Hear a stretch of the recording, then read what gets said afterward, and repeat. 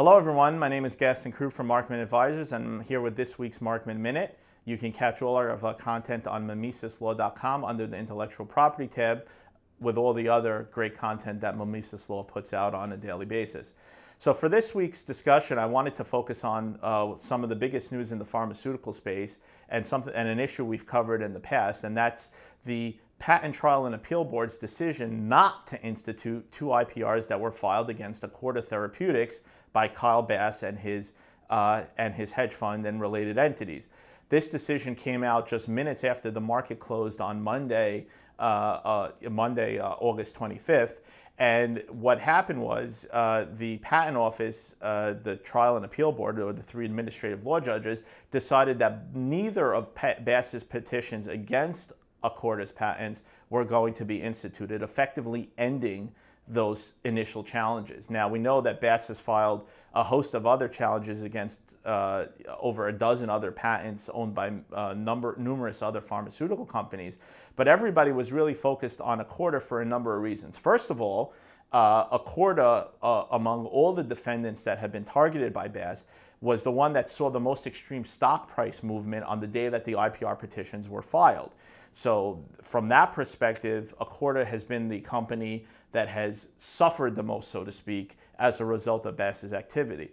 Second, these petitions were the first ones to be reviewed on the merits by the Patent Trial and Appeal Board. And as we noted in our piece on the Acorda response in June, Acorda really tried to combat these IPRs on two levels. First, on the procedural level, Acorda argued that Bass was abusing the process of the IPR system because his true intent was not to invalidate the patents, but actually to profit from short selling the stock. So that was the procedural argument, we can call it. And that argument has been adopted over and over again by the other defendants when their turn to respond to Bass's IPR petitions has come up. Secondly, Acorda responded to Bass on the merits and argued actually that the petition that he filed, and in particular the prior art that he used in order to argue that Acorda's patents were invalid. So Acorda's argument was that on the merits was that the Bass IPR petitions used prior art that was insufficient to show that the patents were indeed invalid. So you had two levels of argument in Acorda's response. And everybody was looking to see when the Patent Office actually dealt with the issues, would they deal with the issues on the merits? Would they deal with the procedural question at all? Or would we get some guidance that we can extrapolate towards the other IPRs that Bass has filed? Now, what happened was very simple. The PTAB decided that these petitions failed on the merits. And they did not address at all the process argument. So there was no commentary whatsoever by the administrative law judges as to whether or not Bass's other IPRs or even these IPRs were filed for some sort of improper purpose. But on the merits, they said the prior art that Bass used was insufficient and lacked the weight in order to invalidate the patents. Now, this, on one level, this news was welcomed by Acorda shareholders, and the stock price jumped in the after-hours trading immediately upon the news that these patent reviews had not been instituted. But what it sets up on a going-forward basis is the continued monitoring that we need to do to look at the other Bass petitions, which are starting to mature, and we expect other decisions from the PTAB on them to come over the next few months, in order to see whether or not the PTAB ever addresses the abuse of process allegation at all, or whether it continues to treat Bass's petitions solely on the merits of the prior art and the arguments that are being presented.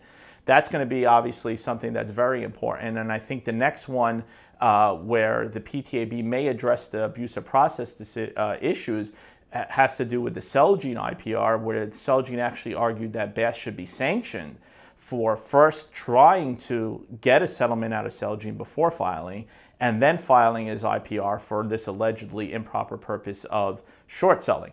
So again, there's plenty to monitor with the Bass IPRs on a going forward basis. A few other points that are important to keep in mind. Because Bass is not technically in litigation against Acorda, but was solely using the patent review process as a way of getting them to look at his patents, he actually does not have appeal rights from this institution decision, which would be different if he was actually in litigation against them. He could appeal the lack of an institution decision to the Federal Circuit.